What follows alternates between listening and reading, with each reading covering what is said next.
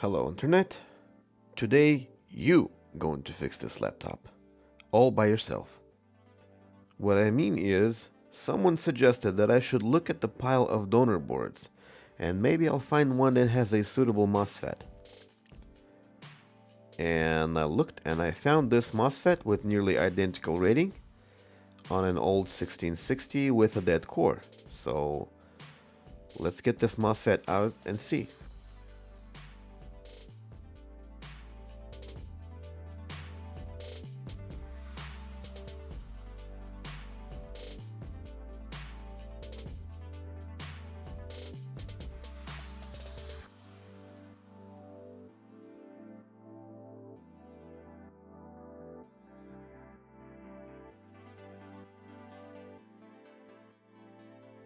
I'll check this MOSFET for shorts, make sure we can open and close it.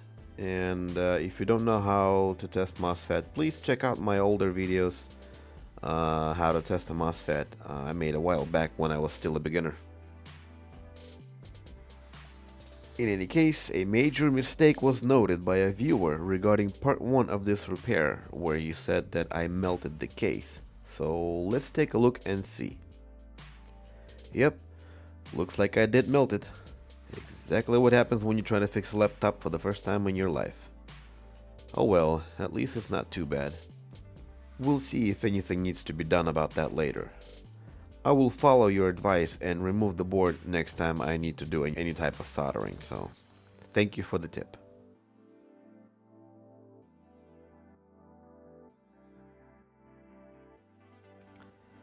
The board is out and I will apply a little bit of heat to prepare the pads. I'll cover up those caps so we don't get any explosions, and off we go.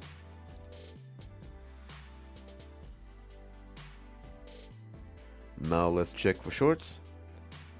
I don't think we have any shorts, so now we read several kilo ohms on drain and source and several mega ohms on the gate.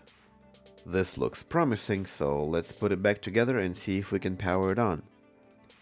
But before I do that, I want to look at that old battery that we woken up from the land of the dead and see if it has anything left in it after sitting for a few days. Nope, it looks dead to me, so I'll wake it up one more time.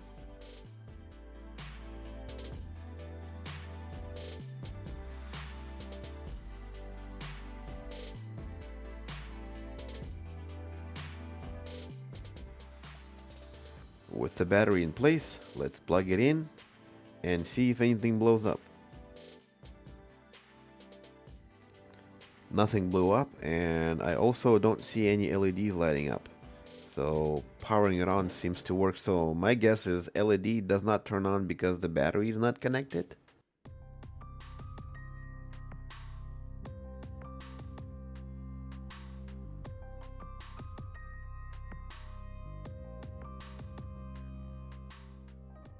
After keeping the battery on charge for a few minutes, I realized the new battery came in already, so let's compare it to the old one. 15.5 volt on the old battery and 16.5 on the new.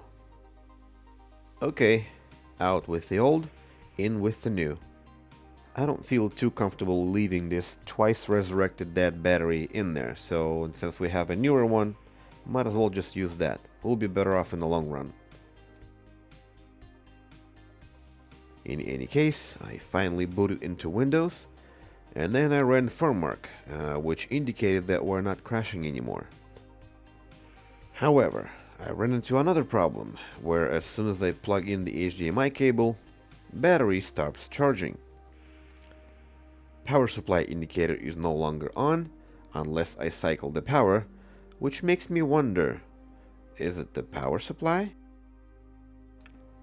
I tried firmware again, and if you paid close attention, you can see that as soon as I launched firmware, charge indicator went away, which means we are running 100% off the battery. And then I plugged in the other power supply that was originally not making a good connection to see if it makes any difference, and it did.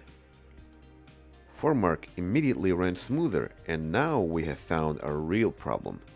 The charger.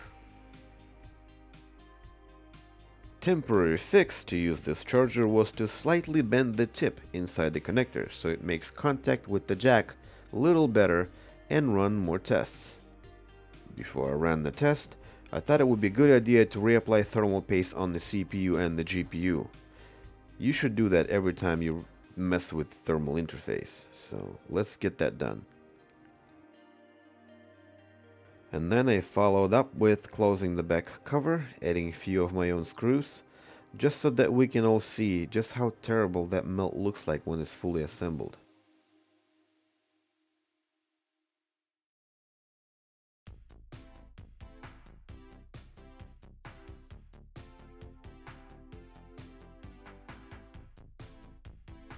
I'll continue with the testing, playing whatever game he had loaded on there, which turned out to be a complete nightmare to start, by the way. So I just switched to my favorite game of all time, The Valley. It plays automatically. You don't even need to press anything. This is it for this repair. Goodbye.